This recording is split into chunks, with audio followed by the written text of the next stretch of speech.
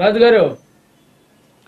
సైద గారు చెప్పండి. ఇప్పుడు ఏదైతే ప్రస్తుతం మనం చూస్తూ ఉన్నాం, షర్మిల ఒక డిమాండ్ని తెరపైకి తీసుకొచ్చారు. ఎస్పెషల్లీ తన అన్న హయాంలో జరిగినటువంటి అదానికి సంబంధించినటువంటి కుంభకోణాలు ఏవైతే ఉన్నాయో దానికి సంబంధించి వాటి మీద సిబిఐ విచారణ జరపాలని చెప్పేసి ఆమె కోరుతున్నటువంటి పరిస్థితి. ఇటీవల కాలంలో జగన్మోహన్ రెడ్డి మాత్రమే టార్గెట్గా షర్మిల పావులు కదుపుతున్నారు. సో ఎలా తీసుకోవచ్చు అంటారు దీన్ని?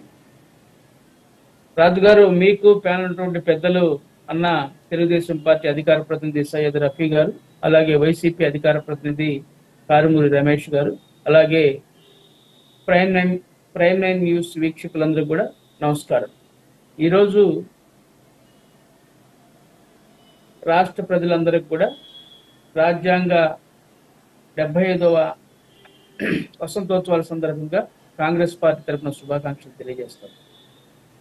ఈరోజు రాజుగారు, మేమేం కోరుతున్నామంటే మా నాయకురాలు షర్మిలారెడ్డి గారు పదే పదే మరి జగన్మోహన్ రెడ్డి గారి విషయాల్లో గత 5 సంవత్సరాల కాలంలో జగన్మోహన్ రెడ్డి గారు చేసినటువంటి పాలనలో ప్రజలు ఏ విధంగా ఇబ్బందులు పడ్డాడు, రాష్ట్ర సంపద ఏ విధంగా దోచుకున్నారు, ఈ అన్ని విషయాల మీద ఆమె మాట్లాడుతూ ఉన్నారు.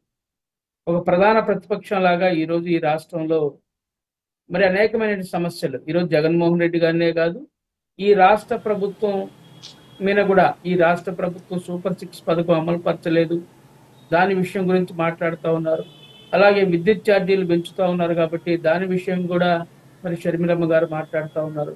అలాగే వరదల సమయంలో ప్రజలకి మరి సహకారం అందించాలని చెప్పి వరద ప్రాంతాల్లో పర్యటించి ప్రభుత్వాన్ని మరి నిలదీసినటువంటి పరిస్థితులు మనం చూస్తూ ఉన్నాం.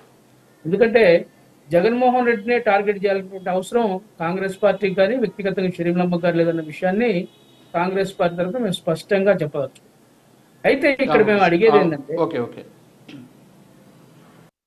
రాజుగారు, ఇక్కడ మేమే అడిగేది ఏంటంటే, ఏదైతే 5 సంవత్సరాల కాలంలో ఈ యొక్క అదానీ తోటి ఒప్పందం చేసుకున్నటువంటి పథకాలు ఏవైతే ఉన్నాయో, లేకపోతే అగ్రిమెంట్స్ ఏమేమి ఉన్నాయో వాటన్నిటి కూడా ఒప్పందాలను రద్దు చేయమని చెప్పి కాంగ్రెస్ పార్టీ కోరుతా ఉంది. మీకు తెలుసు, అనేకమైనటువంటి కోర్టులు, గంగవరం కోర్టు అన్నించి మొదలుకొని మరి రాష్ట్రంలో గంగవరం కోర్టు, తర్వాత సౌర విద్యుత్ సంబంధించినటువంటి ప్రాజెక్టులు, బొగ్గు సంబంధించినటువంటి ప్రాజెక్టులు, దాదాపు 7,46,333 కోట్ల రూపాయలు ఇల్లు కలిగినటువంటి ప్రాజెక్టుల్ని ఈ 5 సంవత్సరాల కాలంలో ఈ యొక్క అదానీ సంస్థకి కట్టబెట్టినటువంటి విషయం, జగన్మోహన్ రెడ్డి కట్టబెట్టినటువంటి విషయం మనం స్పష్టంగా చూసాం.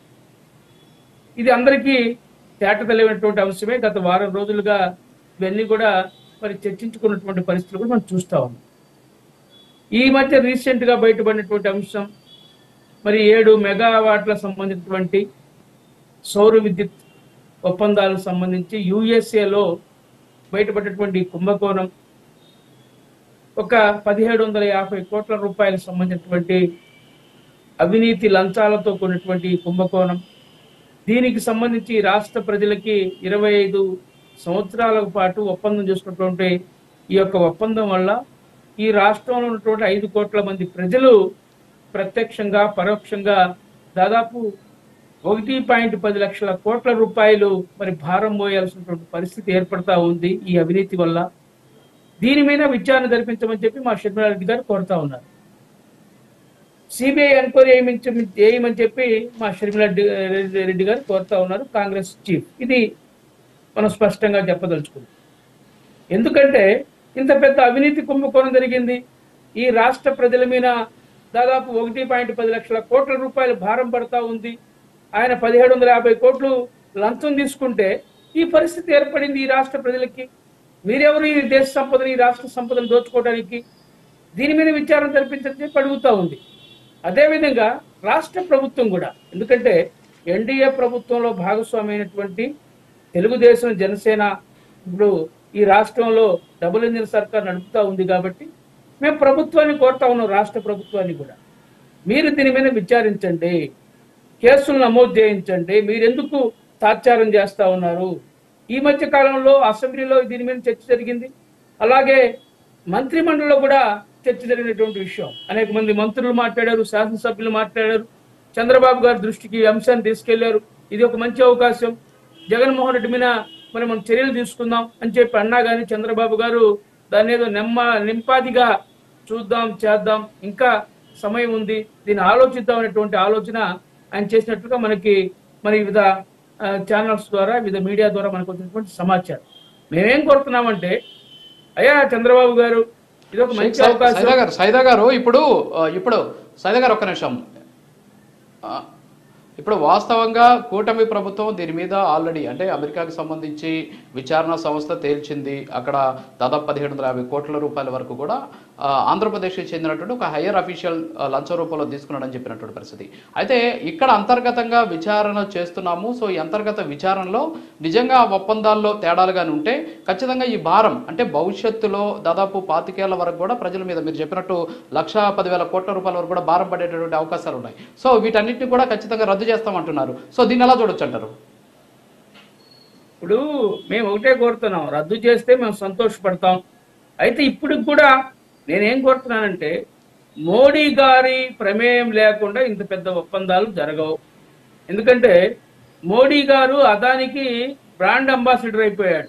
ఏ దేశం పోయినా ఈయన ఎంట పెట్టుకొని అదానిని, ఏ దేశం పోయినా ఏ దేశంలో ఒప్పందాలు జరిగినా మరి ఈయనే కారకుడు. మన ఏదో చూసాం ఒక దేశంలో మరి ఆ ఒప్పందాన్ని కూడా రద్దు చేసుకున్నారు ఈ విషయం బయటపడ్డ తర్వాత. నేను ఆ దేశం పేరు మర్చిపోయాను. ఆ దేశంలో ఈ యొక్క అదాని సంబంధించినటువంటి ఒక నిర్మాణం జరుగుతూ ఉంటే పోర్టు నిర్మాణం జరుగుతూ ఉంటే దాని కాంట్రాక్ట్ రద్దు చేశారు వాళ్ళు, ఆ దేశం వాళ్ళు. ఎందుకంటే ఏ దేశం పోయినా కానీ.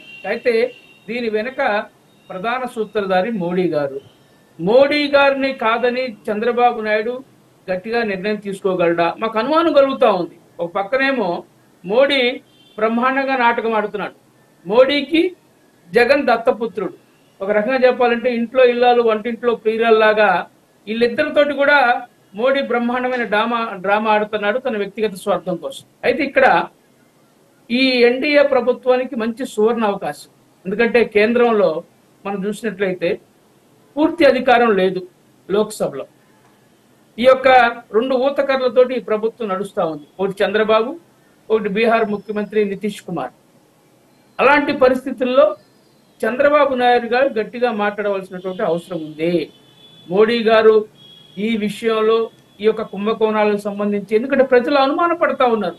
ఒక కాంగ్రెస్ పార్టీనో షర్మిలమ్మనో సైదానో లేకపోతే ఇంకొకరో దీని గురించి మాట్లాడటం కాదు, చాలా మంది అనుమానాలు వ్యక్తం చేస్తా ఉన్నారు.